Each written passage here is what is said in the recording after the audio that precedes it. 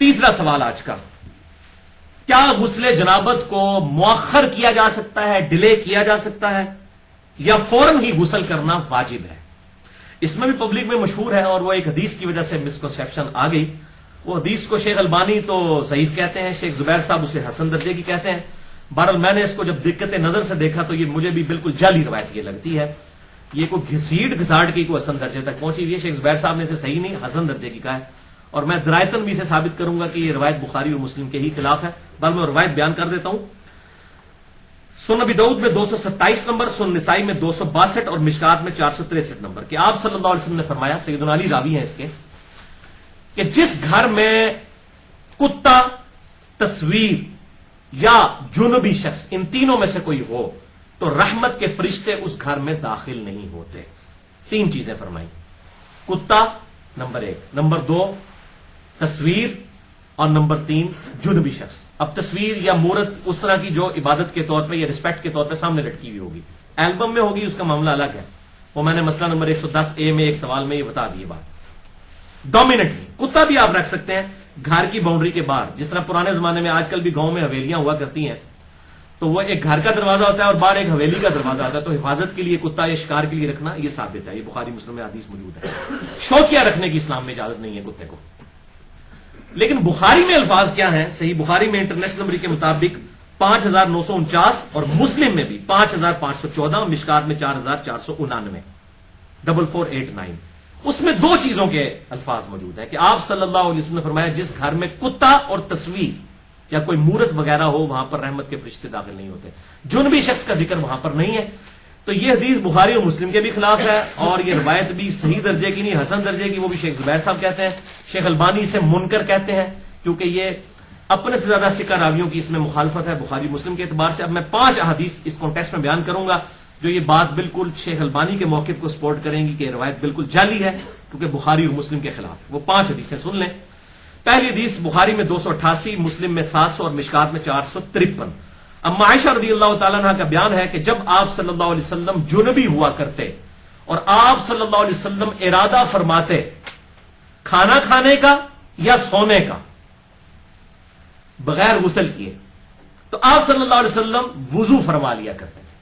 یعنی آپ کھانا کھانے سے پہلے وضو کر لیتے، یا اگر آپ کا جنبی حالت میں ہی سونا ہوتا تو آپ صلی اللہ علیہ وسلم وضو فرما کے سو جایا کرتے. دوسری حدیث بخاری اور مسلم کی متفق علیہ حدیث، بخاری میں 285، مسلم میں 824، مشکات میں 451. سیدنا ابو ہریرہ رضی اللہ تعالیٰ عنہ کہتے ہیں کہ ایک دفعہ میں آپ صلی اللہ علیہ وسلم کے ساتھ بازار میں سفر کر رہا تھا.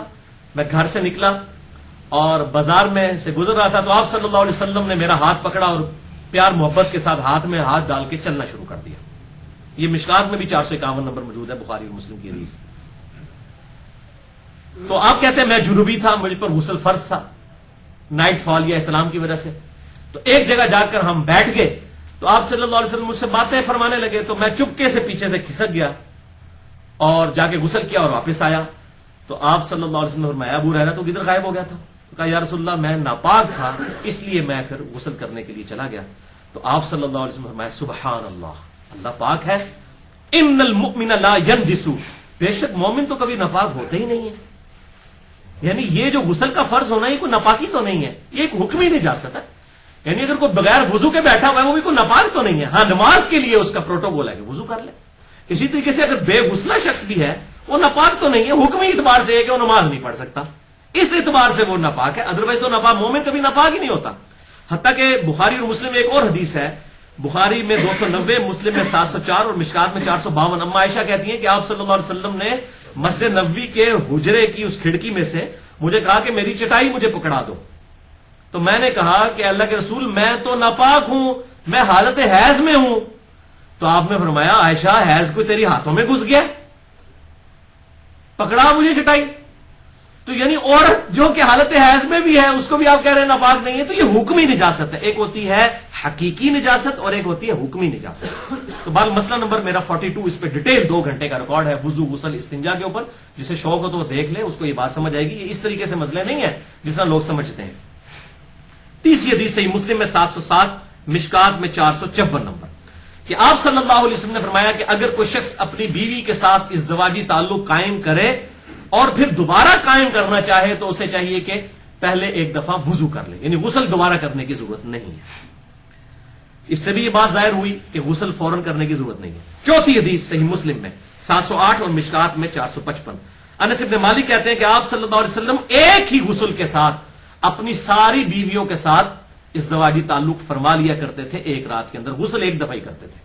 یہ نہیں ہے کہ جتنی دفعہ غسل فرض ہے تو آپ نے اتنی دفعہ کرنا ہے۔ اس طریقے سے یاد رکھیں، اگر جمعے کا دن آیا اور اس دن عید کا دن بھی ہے، جمعے کا دن بھی ہے اور کسی پر غسل فرض بھی ہے، تو تینوں غسل جو ہے وہ ایک ہی غسل سے ان کو تینوں کا ثواب بھی مل جائے گا، 3 دفعہ غسل کرنا ضروری نہیں ہوگا۔ اور یہ 5ویں حدیث میری فیوریٹ حدیث ہے، الحمدللہ یہ دین کی آسانی کے اوپر ایک بہترین حدیث ہے۔ سنن ابی داؤد میں 226، سنن نسائی میں 223 اور 224، سنن ابن ماجہ میں 1354، مشکات میں 1263۔ سیدنا غدیف بن حارث کہتے ہیں کہ میں ایک دفعہ اما عائشہ رضی اللہ تعالیٰ عنہا کی خدمت میں حاضر ہوا اور میں نے عرض کی کہ اما جان یہ بتائیے کہ آپ صلی اللہ علیہ وسلم غسل جنابت جو ہے وہ رات کے شروع کے حصے میں کرتے تھے یا آخری پہر اٹھ کر کیا کرتے تھے جب آپ تہجد کے لیے اٹھتے تھے؟ تو اما عائشہ نے کہا کہ اللہ کے نبی صلی اللہ علیہ وسلم کبھی کبھار تو رات کے اول حصے میں ہی غسل فرما لیا کرتے تھے جب جنبی ہوتے تھے، اور کبھی آپ صلی اللہ علیہ وسلم غسل کو مؤخر کر دیتے تھے، رات کے آخری پہر تک اس وقت اٹھ کر غسل فرمایا کرتے تھے۔ تو سیدنا غدیف نے وہی نعرہ بلند کیا، اللہ اکبر الحمدللہ، اللہ بڑا ہے، تمام تعریف اس کے لیے ہے، تمام بڑائیاں اس کے لیے ہے جس نے دین میں اتنی وسعت رکھ دی ہے۔ کتنی وسعت ہے الحمدللہ۔ اچھا دوسرا پھر انہوں نے پوچھا بتائیے اما کہ آپ صلی اللہ علیہ وسلم وتر کی نماز عشاء کی نماز کے ساتھ ہی پڑھ لیتے تھے یا آخری پہر میں اٹھ کے پڑھا کرتے تھے؟ انہوں نے کہا بیٹا کبھی ساتھ ہی پڑھ لیا کرتے تھے اور کبھی آخری پہر اٹھ کر پڑھا کرتے تھے۔ پھر انہوں نے کہا اللہ اکبر الحمدللہ، تمام تعریفیں اس اللہ کے لیے ہے کہ جس نے دین میں اتنی آسانیاں رکھ دی الحمدللہ۔ پھر اس نے پوچھا اما یہ بتائیے کہ آپ صلی اللہ علیہ وسلم جو رات کی نفلی نماز تھی، تہجد کی یا قیام اللیل کی یا نماز وتر، اس میں آپ اونچی آواز کے ساتھ قرات کیا کرتے تھے یا آہستہ آواز کے ساتھ؟ تو آپ نے فرمایا بیٹا کبھی اونچی آواز سے بھی کر لیتے تھے اور کبھی آہستہ آواز کے ساتھ۔ پھر انہوں نے کہا اللہ اکبر الحمدللہ، تمام بڑائیاں اللہ کے لیے ہیں، تمام تعریفیں اللہ کے لیے ہیں جس نے دین میں اتنی وسعت رکھی ہے۔ اس لیے میں کہتا ہوں یہ بہترین حدیث ہے دین میں آسانی کے اعتبار سے۔